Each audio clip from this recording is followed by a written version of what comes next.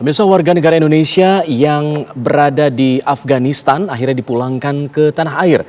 Sebanyak 26 warga negara Indonesia tiba di Indonesia dengan selamat.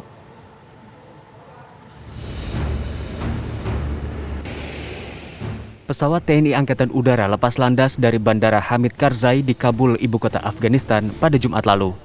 Pesawat tersebut membawa 26 warga negara Indonesia yang dievakuasi dari Afghanistan. Perjalanan penerbangan pun harus dilalui selama kurang lebih 72 jam. Dari Kabul, pesawat menempuh rute Islamabad dan Karachi, Pakistan, Colombo, Sri Lanka, kemudian Aceh dan Jakarta.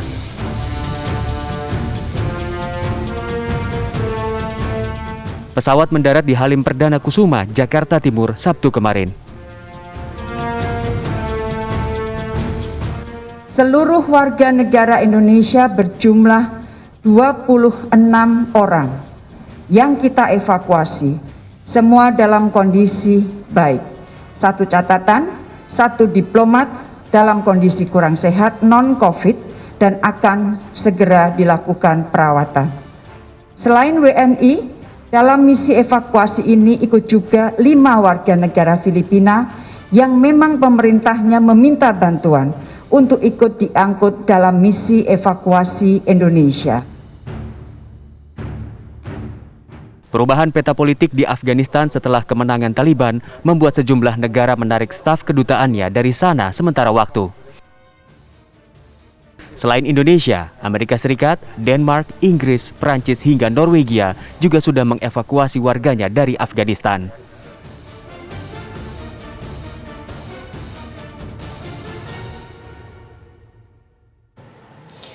Pemirsa, ternyata evakuasi warga Indonesia dari Afghanistan bukanlah hal yang mudah.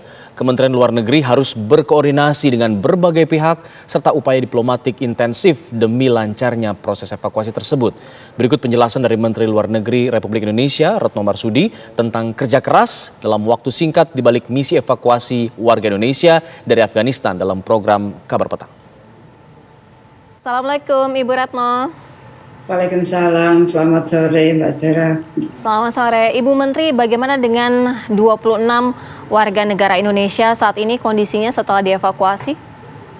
Alhamdulillah kondisi mereka baik saat ini. Tentunya mereka pasti letih, ya pasti letih. Dan mereka tidak tidur, kurang tidur dan sebagainya pasti. Tetapi alhamdulillah bahwa mereka tiba dengan kondisi selamat.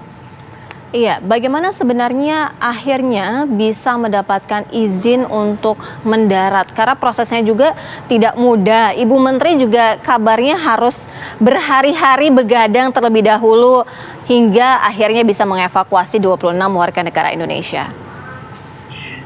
Yang jelas begadangnya udah dibayar lunas begitu pesawat mendarat, kemudian bisa tidur 5 jam dan selesai. Jadi memang benar kita harus melakukan lobby, kita harus melakukan komunikasi dengan banyak pihak karena sekali lagi situasi pada saat ini juga masih chaos sehingga kesimpang siuran informasi tentunya terjadi. Oleh karena itu kita jalin komunikasi dengan banyak pihak dengan harapan manapun yang kemudian bisa bergerak lebih cepat itu yang kita harapkan untuk membantu kita. Oleh karena itu saya sendiri melakukan komunikasi dengan Menteri Luar Negeri Turki, anggota NATO, dengan Menteri Luar Negeri Norwegia. Kita juga melakukan komunikasi kuasa usaha sementara kita dengan Department of Defense. Saya juga bicara dengan Dubes Amerika yang ada di sini. Saya berkomunikasi dengan NATO dan dengan Belanda juga. Jadi intinya adalah permintaan kita adalah mohon agar kita diberikan izin landing dan mohon agar akses dibuka di wilayah militer yang masih dikelola oleh NATO dibuka untuk warga negara Indonesia yang akan dievakuasi. Karena banyak cerita banyak pengalaman bahwa ada pesawat yang sudah mendarat tetapi akhirnya harus terbang tanpa penumpang karena penumpangnya evakuasinya tertahan di pintu atau masih di jalan. Nah, ini kita tentunya ingin hindari. Jadi sekali lagi satu hal yang bisa saya sampaikan cuma satu, yaitu alhamdulillah kita diberi kelancaran dalam kondisi dalam quote unquote ya kelancaran, tapi yang penting adalah saudara-saudara kita selamat sampai di tanah air. Iya, Ibu Menteri tadi juga menjelaskan walaupun belum secara detail, tapi detailnya kan seperti apa sih Bu kendala-kendalanya? Ya, meskipun berhasil membawa 26 warga negara Indonesia dari Afghanistan ke tanah air, ternyata dalam prosesnya para prajurit TNI Angkatan Udara menemui beberapa hambatan. Di antaranya eskalasi massa di Bandara Hamid Karzai di Kabul, ibu kota Afghanistan. Kami masih ada hambatan. Awalnya kami merencanakan dari Islamabad berangkat menuju ke Kabul pada pukul 04.00 waktu Islamabad dan terdapat perbedaan waktu 30 menit dari Kabul dan direncanakan mendarat di Kabul pukul 04.10. Hambatan yang pertama kami hadapi adalah pada saat melaksanakan proses pendaratan, di mana kondisi bandara dari Hamid Karzai masih dalam kondisi gelap. Untuk alat navigasi juga tidak terdukung. Sebelumnya kami sudah diperingatkan juga oleh NATO yang sudah koordinasi dengan Kemlu dari kita dan Satgas, bahwa kondisi runway pada saat itu kami melaksanakan pendaratan masih dalam kondisi gelap. Itu hambatan yang pertama. Kemudian kami merencanakan untuk proses evakuasi agar berjalan dengan cepat.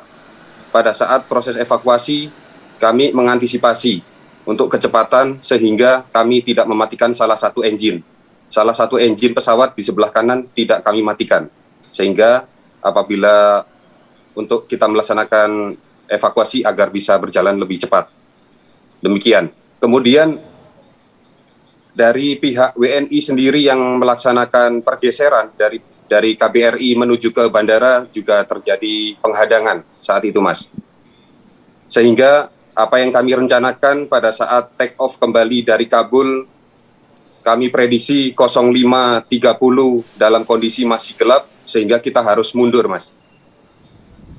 Dan hambatan yang lainnya ada pada saat kita sudah siap untuk melaksanakan pergerakan dari area parkir pesawat menuju ke landasan, kami melihat dari depan ada eskalasi massa. Itu yang sangat kami khawatirkan apabila terjadi sesuatu mereka merapat ke pesawat.